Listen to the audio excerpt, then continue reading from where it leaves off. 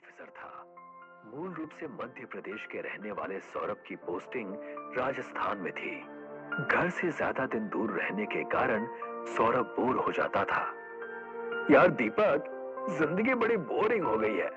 घर से दूर इस रेगिस्तान में पड़े रहना बड़ा ही अकेलापन महसूस होता है। अगर ऐसा है तो कोई लड़की ढूंढ ले। यार ढूंढ तो रहा हूं, पर कोई अच्छी लड़की मिल नहीं रही। एक दिन सौरभ के मोबाइल पर एक लड़की का मैसेज आया। हाय, मेरा नाम सोफिया है। मैं पाकिस्तान के हैदराबाद में रहती हूँ। तुम्हें मेरा नंबर कैसे मिला? मैंने तुम्हारा नंबर फेसबुक से लिया है। मैं राजस्थान घूमना चाहती हूँ। क्या तुम मुझे घुमा सकते हो? सौरभ ने सोफिया की प्रोफाइल पर उसके फोटोज देखे तो उसे सोफिया पसंद आ गई। सौरभ ने सोफिया से फोन पर बात की। राजस्थान आ जाओ, मैं तुम्हें राजस्थान घुमा दूंगा। पूरा राजस्थान मेरा देखा हुआ है। सोफिया राजस्थान आ गई। सौरभ और सोफिया दिन भर बातें करते रहे। तुम पाकिस्तान में क्या काम करती हो? मैं वहाँ हॉस्पिटल में नर्स हूँ। रात में सौरभ और सोफिया कई होटलों में गए, लेकिन किसी भी होटल ने उन्हें रूम नहीं दिया क्योंकि वो शादीशुदा नहीं थे। अब तो एक ही तरीका बचा है कि हम दोनों अलग अलग कमरा ले लें। नहीं, मुझे तो तुम्हारे साथ ही ठहरना है। होटल में रूम नहीं मिलता तो हम कहीं और ठहर जाते हैं। तभी उन्हें खंडहर दिखाई दिया। उन दोनों ने वही रात बिताने का फैसला किया। सोफिया जमीन पर बैठ गई और सौरभ उसकी गोद में सिर रखकर लेट गया। आकाश में बादल छा गए और ठंडी हवा बहने लगी। सौरभ को नींद आ गई। कुछ देर बाद पानी की बौछार से सौरभ की आंख खुली तो उसने देखा कि वो एक भयानक चुड़ैल की गोद में सिर रखकर लेटा हुआ है। सो जा सोना बाबू, सो जा। सौरभ वहां से उठकर भागा। कुछ आगे जाकर उसने देखा कि सोफिया बारिश में नहा रही है। सोफिया, तुम यहाँ हो? हाँ, तुम भी आ जाओ और बारिश में नहा लो। मैंने एक चुड़ैल को देखा। सोफिया जोर से हंसने लगी। तुम पागल हो गए हो। सोफिया ने सौरभ के पास आकर कहा, मैं तुमसे शादी करना चाहती हूँ। सोफिया ने राजस्थान में किराए पर एक रूम ले लिया और कुछ दिनों के लिए वो वहीं रुक गई। सौरभ अक्सर उससे मिलने जाने लगा। एक दिन सोफिया ने सौरभ से पूछा, अपनी जॉब से रिलेटेड कोई भी बात मैं तुमसे शेयर नहीं कर सकता। क्या तुम्हें मेरे ऊपर भरोसा नहीं? नाराज मत हो सोफिया, मैं तुम्हें बताता हूँ। अब सौरभ जब भी सोफिया से मिलने जाता, सोफिया बातों ही बातों में मिलिट्री में क्या चल रहा है इसकी जानकारी हासिल करने की कोशिश करती।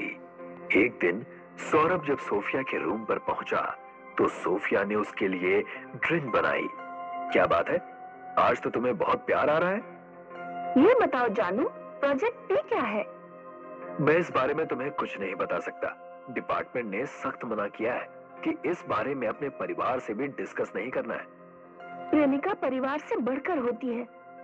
तुम समझने की कोशिश करो, मैं कुछ नहीं बता सकता। सोफिया को अचानक गुस्सा आ गया और सोफिया एक भयानक चुड़ैल में बदल गई और उसने सौरभ को गर्दन से पकड़कर हवा में उठा दिया। बोल, प्रोजेक्ट पी क्या है, वरना जमीन पर आने से पहले ही तो दम तोड़ देगा। सौरभ अपने साथ एक छोटी सी हनुमान की मूर्ति रखता था। सौरभ ने मूर्ति चुड़ैल के सामने कर दी। चुड़ैल गायब हो गई। सौरभ कैंप में पहुंचा। उसका दोस्त दीपक उसका इंतजार कर रहा था। तुम कहां थे सौरभ? पूरे डिपार्टमेंट में हल्ला मचा हुआ है। क्या हो गया? हमारी सारी इंफॉर्मेशन कोई पाकिस्तान तक पहुंचा रहा है। सौरभ को जोर का धक्का लगा। दीपक, मैं तुम्हें कुछ बताना चाहता हूं। सौरभ ने सोफिया के बारे में दीपक को सब कुछ बताया। यार लड़कियां हनी ट्रैप में फंसाती हैं, ये तो मैंने सुना था, लेकिन चुड़ैलें भी अब हनी ट्रैप में फंसाने लगी, ये मैं पहली बार सुन रहा हूं। दीपक और सौरभ उस सरकारी डिपार्टमेंट में गए जो वीजा जारी करता है। वहां उन्हें बताया गया कि सरकार के पास सोफिया नाम की किसी लड़की की कोई जानकारी नहीं है। लगता है वो भूतनी ही थी जिसने तुम्हें हनी ट्रैप में फंसाया। आगे से हमें सावधान रहना होगा। दीपक के चाचा रामानुज प्रसाद एक वैज्ञानिक थे। वो बेंगलुरु में स्पेस सैटेलाइट्स के पार्ट्स बनाने वाली एक फर्म में काम करते थे। एक बार वो श्रीलंका में वैज्ञानिकों की एक प्रेस कॉन्फ्रेंस में हिस्सा लेने गए। 5 दिन की कॉन्फ्रेंस थी। खाली समय में रामानुज नेगुम्बो बीच पर टहलने चले जाते थे। एक दिन बीच पर उनकी मुलाकात एक लड़की से हुई। क्या आप मुझे कुछ कैश दे सकते हैं? मैं अपना एटीएम कार्ड लाना भूल गई हूँ। मैं आपको पैसे मोबाइल से ट्रांसफर कर दूंगी। तुम्हें कितने रुपए चाहिए? मुझे 2000 कैश दे दीजिए। रामानुज ने लड़की को कैश दिया। लड़की ने थैंक यू कहा और चली गई। रात में जब रामानुज सोने जा रहे थे तो फोन पर लड़की का मैसेज आया। अगर आज आपने मेरी हेल्प ना की होती तो मुझे बहुत लंबा पैदल चलना पड़ता। Thank you so much. कोई बात नहीं, एक दूसरे की मदद करना हमारा फर्ज है। रामानुज बातचीत खत्म करना चाह रहे थे, लेकिन लड़की मैसेज करती ही गई। क्या कल आप बीच पर आएंगे? हाँ, मैं कल भी आऊंगा।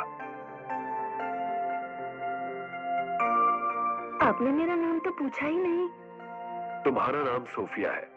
उस दिन तुमने पैसे ट्रांसफर किए थे तो मैंने नाम देखा था। आप काफी इंटेलिजेंट हैं। खैर, साइंटिस्ट हैं तो इंटेलिजेंट तो होंगे ही। क्या आप मेरे साथ मेरे होटल चलेंगे? मेरी एज तुमसे काफी ज्यादा है। मुझे नहीं लगता हमारे बीच कुछ भी हो सकता है। प्यार में उम्र बाधा नहीं होती। दुनिया में ऐसे बहुत से लोग हैं जिन्होंने उम्र का फासला बहुत ज्यादा होते हुए भी शादी की और एक साथ जिंदगी बिताने का फैसला किया। सोफिया के मनाने पर रामानुज उसके साथ उसके रूम पर चले गए। बहुत गर्मी हो रही है, चलिए नहा लेते हैं। इस होटल में बाथटब बहुत बड़ा है। सोफिया ने बाथरूम में अंधेरा कर दिया। दोनों लोग बाथटब में आमने सामने बैठ गए। कुछ प्यार मोहब्बत की बातें करने के बाद सोफिया ने कहा, इंडियन गवर्नमेंट ने अपनी परमाणु नीति में बदलाव किया है। इसके पीछे इनका क्या उद्देश्य है? मैं इस बारे में तुम्हें कुछ नहीं बता सकता। वैज्ञानिकों की अक्सर जासूसी कराई जाती है, इसीलिए मुझे काफी सावधान रहना पड़ता है। मुझे तुम्हारी सरकार की परमाणु नीतियों के बारे में सब कुछ साफ साफ जानना है। अगर तुमने नहीं बताया तो मैं अपनी नस काट लूंगी और तुम फंस जाओगे। रामानुज घबरा गए। पागलपन मत करो सोफिया। परमाणु नीति के बारे में बताओ। मैंने कहा ना, मैं नहीं बता सकता। सोफिया ने अपनी नस काट ली। रामानुज ने बाथरूम से बाहर निकलना चाहा, लेकिन बाथरूम का दरवाजा लॉक हो गया। देखते ही देखते बाथटब का सारा पानी